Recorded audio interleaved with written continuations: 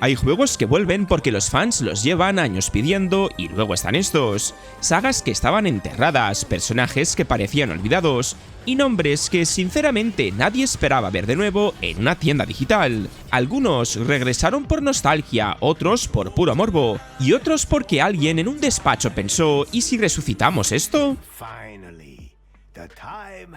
Y arrancamos el vídeo con Leisure Suit Larry, Wet Dreams Don't Dry, un regreso que ya de por sí parecía una broma porque Larry no volvió como una leyenda reclamada por millones de fans, sino como ese personaje incómodo, desfasado y totalmente fuera de lugar. Porque claro, Larry Laffer no era precisamente una saga que estuviera en boca de todos, no era un nombre que la gente estuviera reclamando en Twitter, ni una franquicia con millones de fans pidiendo su vuelta cada semana. Era más bien ese recuerdo raro, gamberro y algo casposillo de otra época que muchos fans conocían por fama, por memes o porque algún colega mayor les había hablado de aquel juego de ligón cutre. Y precisamente por eso volvió. El regreso de Larry no nace porque el mundo necesitara urgentemente otra aventura del tío más desesperado de los videojuegos, sino porque había una oportunidad muy concreta: rescatar una marca conocida, jugar con la nostalgia y de paso actualizar su humor para una época completamente distinta, porque Larry siempre fue un personaje incómodo, un perdedor con un traje blanco, más patético que seductor, y Wet Dreams Don't Dry entiende bastante bien eso. No intenta venderte a Larry como un icono moderno de ligoteo, porque sería absurdo. Lo mete directamente en el mundo actual, con apps de citas, redes sociales, móviles, postureo digital, y una sociedad que ha cambiado muchísimo desde sus primeros juegos. Y ahí está la gracia. El juego funciona porque Larry está fuera de lugar. Es un dinosaurio intentando sobrevivir en una jungla moderna que no entiende. Sus bromas ya no van solo de ligar, van de ver cómo un personaje antiguo, torpe y desfasado choca contra una realidad que le queda enorme. Y eso permite que el regreso tenga más sentido del que parecía al principio. Y hablando de regresos movidos por la nostalgia, después llegamos a Micro Machines World Series, otra vuelta que sonaba bien sobre el papel, pero que tampoco estaba precisamente en la lista de deseos de medio planeta. Este es uno de esos regresos que suenan bien en una reunión de oficina, pero que luego cuando llegan a la calle la gente dice, vale, ¿y esto quién lo estaba esperando exactamente? Porque Micro Machines tenía nombre, claro que sí. Era una marca muy querida por quienes crecieron con esos coches diminutos corriendo sobre mesas, cocinas, baños y escritorios. Pero en 2017 ya no era una saga caliente. No era Mario Kart, no era Forza, no era Need for Speed. Era más bien un recuerdo simpático de otra época, y ahí está la clave de por qué volvió. Codemasters vio una oportunidad de resucitar una licencia con nostalgia, con una idea fácil de vender, y con un concepto que sobre el papel seguía teniendo gracia. Carreras arcades, coches pequeñitos, circuitos domésticos y mucho caos multijugador. El problema es que el juego regresó intentando sonar moderno, pero sin entender del todo qué quería la gente de Micro Machines. Porque el público que recordaba la saga no pedía un juego obsesionado con el online, con batallas por equipos y ese aire de vamos a meterle modos competitivos porque ahora todo tiene que parecer un servicio multijugador. Lo que muchos querían era algo más directo, carreras locas, piques locales, risas en el sofá, muchos circuitos y esa sensación de juguete descontrolado que tenían los clásicos. Pero World Series apostó demasiado por el combate, por el online y por una estructura más limitada de lo esperado. Y claro, cuando resucitas una saga nostálgica pero le quitas parte del sabor que la hacía especial, el golpe se nota muchísimo. De ahí saltamos a Alone in the Dark, que regresó con un peso histórico enorme, pero también con una pregunta bastante incómoda. ¿De verdad alguien estaba esperando un nuevo Alone in the Dark? Porque sí, el nombre le pesa. Estoy hablando de una franquicia histórica, una de las primeras que ayudó a construir el terreno de supervivencia antes de que Resident Evil lo reventara. Pero claro, una cosa es ser importante en los libros de la historia, y otra muy distinta es que el público moderno estuviera pidiendo a gritos un nuevo Alone in the Dark, y la realidad es que no. Esta saga llevaba años dando tumbos, con entregas irregulares, reinicios raros y juegos que no terminaron de conectar. Para muchos jugadores, Alone in the Dark no era una marca legendaria, era más bien esa saga antigua de terror que tuvo importancia, pero que ya no sabes muy bien dónde colocar. Por eso su regreso se sintió tan extraño. No era como volver a Silent Hill o Resident Evil, era más bien como abrir un cajón viejo y encontrarte una reliquia que no sabías si todavía funcionaba, pero justo ahí estaba el intento.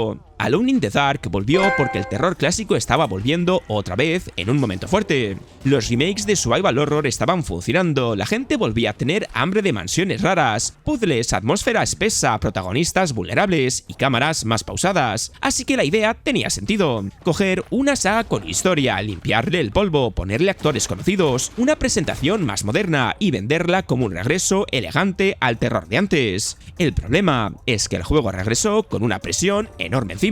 Tenía que convencer a los nostálgicos, atraer a jugadores nuevos y encima competir mentalmente con referentes mucho más potentes. Y claro, cuando vuelves después de tantos años, no basta con decir, oye, fuimos importantes, tienes que demostrar que todavía tienes algo que aportar.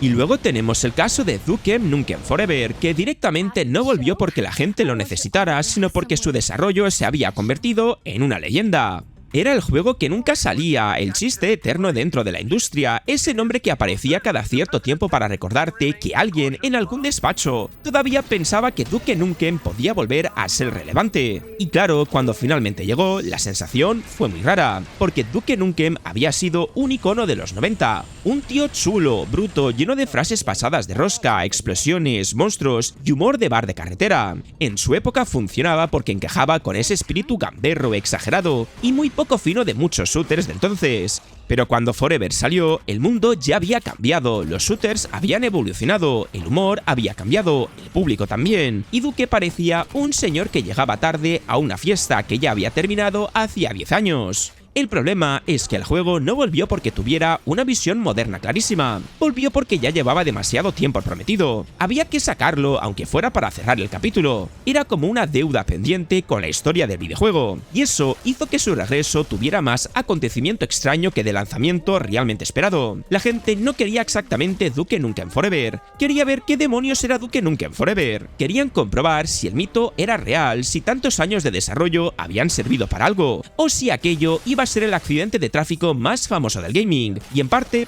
pasó lo segundo. Forever regresó con ideas viejas, ritmo irregular y un protagonista que parecía congelado en otra época. Por eso también explica por qué su vuelta es tan curiosa. No volvió porque el mundo lo necesitara, volvió porque llevaba tanto tiempo desaparecido, prometido y convertido en meme que al final tenía que salir.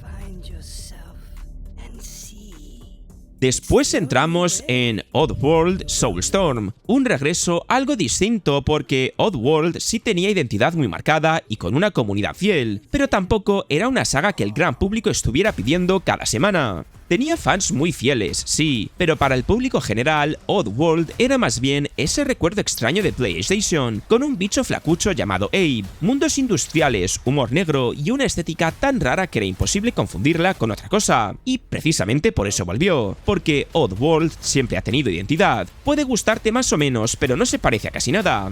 Mientras muchas sagas antiguas intentan regresar copiando lo que está de moda, Soulstorm volvió intentando recuperar ese tono incómodo, sucio y rarísimo que hizo especial a Abe desde el principio. El problema es que una cosa es tener personalidad y otra muy distinta es que el gran público estuviera esperando ese regreso con los brazos abiertos. Soulstorm llegó con una especie de reinvención de Abe's Exodus, pero más ambiciosa, más cinematográfica y con mecánicas nuevas. Quería coger la fórmula clásica de plataformas, sigilo, rescate de Mudonkurs y crítica social y convertirla en algo más grande, más serio, más espectacular. Y ahí es donde la cosa se volvió complicada, porque Oddworld funcionaba muy bien cuando era extraño, precioso y casi artesanal, pero Soulstorm quiso meter más sistemas, más acción, más fabricación de objetos y más momentos intensos. El resultado fue un regreso con buenas intenciones, pero también con esa sensación de igual nadie había pedido exactamente esto. Los fans querían volver a sentir ese mundo opresivo y retorcido, pero no todos conectaron con los cambios, y los jugadores nuevos directamente podían mirar el juego y pensar, vale, esto es original, pero no sé si es para mí.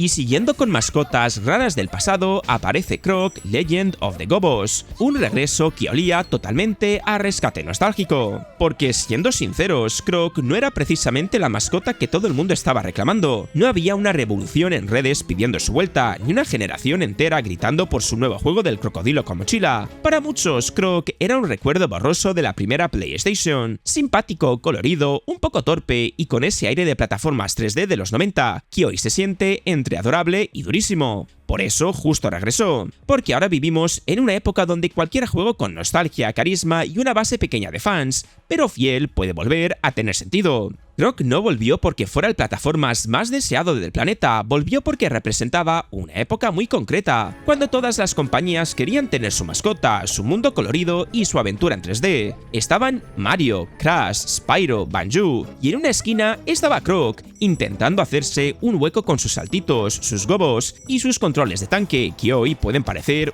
una prueba de paciencia. El remaster entendió que no podía competir con los gigantes modernos, por eso apostó por algo más sencillo: gráficos en alta definición, opción de controles modernos y contenido extra tipo galería para los fans de toda la vida. No intentó convertir a Croc en un Souls-like, ni meterle mundo abierto, ni ponerle crafting porque sí. Simplemente dijo: hey, ¿os acordáis de este bicho? Pues está aquí otra vez, más limpio y con menos óxido. Luego damos un salto a Contra Rogue Corps, que intentó traer de vuelta una saga mítica de acción arcade, pero de una forma bastante desconectada de lo que muchos asociaban con Contra. Contra era una de esas franquicias míticas de arcade, de disparos, de morir cada 3 segundos, de jugar con un colega y sentir que la pantalla entera quería destruirte. Pero claro, una cosa es tener historia, y otra muy distinta es seguir siendo relevante décadas después. Y ahí está el problema. Cuando Konami decidió traer de vuelta Contra con Rogue Corps, no parecía que hubiera una demanda brutal detrás. No era como si medio internet estuviera diciendo: por favor, necesitamos un Contra nuevo ya. Más bien, era una marca clásica que Konami tenía guardada en el cajón y que podía rescatar para intentar aprovechar la nostalgia. Porque Contra suena potente, Contra tiene peso, Contra, aunque no lo hayas jugado, te transmite acción, tiros, dificultad y cooperativo. Sobre el papel tenía sentido. El tema es que Rogue Corps volvió como si no le entendieran del todo lo que hacía especial a Contra. En vez de apostar por una acción arcade fina, rápida, directa y brutal, se fue hacia una especie de shooter con vista superior, personajes rarísimos, botín, mejoras, misiones y un tono muy exagerado. Y ojo, Contra siempre ha sido exagerado, pero aquí la cosa parecía más una reinterpretación confusa que un regreso natural. El juego tenía ideas locas, sí, un panda cyborg, enemigos grotescos, armas disparatadas, cooperativo y ese caos de vamos a ponerlo todo en pantalla, pero faltaba esa sensación clásica de precisión, ritmo y adrenalina limpia. Rogue Corps parecía querer ser moderno, pero al mismo tiempo se sentía anticuado en lo técnico y raro en lo jugable. Y claro, cuando resucitas una saga querida, pero vuelves con algo que no convence ni a los nostálgicos ni a los jugadores nuevos, el resultado es complicado. Y si hablamos de regresos raros, pocos superan a Bubsy 4D, porque Bubsy no volvió como un héroe olvidado, sino casi como un meme con patas. Porque claro, Bubsy no era precisamente el personaje que la gente estaba pidiendo en masa. No habían millones de jugadores diciendo por favor que vuelva el gato naranja pesado de los 90. Al contrario, Bubsy tenía fama, sí, pero muchas veces era una fama más cercana al meme que al cariño real. Sobre todo por Bubsy 3D, que durante años fue recordado como uno de esos experimentos rarísimos de la era PlayStation, y por eso su regreso tiene tanta gracia. Bubsy 4D volvió porque Atari recuperó la marca, se la dejó a Fabrad, y en vez de intentar esconder el ridículo pasado del personaje, decidió abrazarlo de frente. El propio juego se vende como el regreso de un Bobcat infame de las plataformas en 3D, con saltos, planeos, rodadas, planetas alienígenas, ovejas robóticas y mucha autoparodia. La clave está en que Bubsy ya no podía regresar haciéndose el guay. Eso habría sido un desastre, tenía que volver sabiendo que la gente se iba a reír de él antes incluso de jugarlo, y ahí es donde el concepto empieza a funcionar. No intenta convencerte de que Bubsy siempre fue una leyenda incomprendida, sino que te dice, sí, sabemos lo que estás pensando, pero vamos a intentarlo igualmente. Además, el mercado está en un momento donde los plataformas 3D nostálgicos tienen más espacio que hace años. La gente vuelve a mirar con cariño a las mascotas noventeras, a los mundos coloridos, a los coleccionables y a las aventuras compactas, y Bubsy, aunque parezca mentira, encaja justo ahí. No como el gran salvador del género, sino como ese regreso absurdo que nadie pidió, pero que despierta curiosidad precisamente porque nadie se lo esperaba. Y ahora pasamos a Rocket Knight, otra vueltas de esas que solo emocionaban a un grupo muy concreto de jugadores. porque Spaxter, el zarigüeyo con armadura y mochila cohete, no era precisamente una mascota que el público moderno estuviera esperando con pancartas. Fue querido en la época de Mega Drive, sí, sobre todo por Rocket Knight Adventures, pero después se quedó congelado en ese cajón de personajes noventeros que tuvieron carisma, buenas ideas, y luego desaparecieron sin hacer demasiado ruido. Konami intentó recuperar una marca con nostalgia, pero no una nostalgia masiva tipo Sonic o Castlevania, sino una más pequeñita, más de yo me acuerdo de este juego y estaba bastante guapo. Rocket Knight volvió porque tenía una identidad clara: acción lateral, plataformas, enemigos raros, estética de fantasía mecánica, y ese detalle de ir disparando por los escenarios con un cohete en la espalda. Sobre el papel, la idea seguía teniendo encanto. El problema es que volvió en una época donde el público ya estaba mirando hacia otro lado. En 2010, los juegos descargables estaban creciendo mucho, los indies empezaban a hacerse fuertes, y un regreso como Rocket Knight tenía que destacar muchísimo para no quedar enterrado. Y claro, aunque el juego no era un desastre, tampoco fue ese golpe encima de la mesa que hiciera que todo el mundo dijera: vale, necesitábamos de vuelta a Spaxter. Era correcto, simpático y con buena base. No arriesgaba demasiado, no revolucionaba la fórmula y tampoco tenía una campaña enorme detrás. Parecía más un vamos a probar si alguien se acuerda que una apuesta fuerte por devolver la saga al primer nivel. Y cerramos el vídeo con Carmageddon Max Damage, un regreso que intentó recuperar el caos, la violencia absurda y la mala leche de los 90, pero en una época donde eso ya no escandalizaba tanto. Porque Carmageddon fue muy famoso en los 90, sí, pero no solo por ser un juego de coches, fue famoso por el escándalo, por la violencia absurda, por atropellar peatones, por destruir rivales y por tener ese aire prohibido que hacía que muchos chavales pensaran: esto no debería estar jugándolo yo, pero ¡qué maravilla! El problema es que cuando Max Damage llegó, ese impacto ya no era el mismo. Lo que en los 90 parecía una locura salvaje, años después ya no sorprendía tanto. La industria había visto de todo: mundos abiertos llenos de caos, GTA convertido en gigante, juegos ultra violentos, humor negro, físicas destructivas y polémicas mucho más grandes. Entonces, claro, Carmageddon volvía con su vieja carta de presentación, pero el público ya no se asustaba tan fácil. Y aún así regresó porque tenía una identidad muy clara. Carmageddon no era un juego de carreras normal. Aquí ganar no era solo llegar primero, también podías machacar coches, sembrar el caos por el escenario y convertir cada carrera en una especie de batalla campal con ruedas. Esa idea seguiría teniendo gracia, sobre todo para los fans que recordaban la saga como una gamberrada sin filtro. Pero Max Damage también tenía un problema enorme: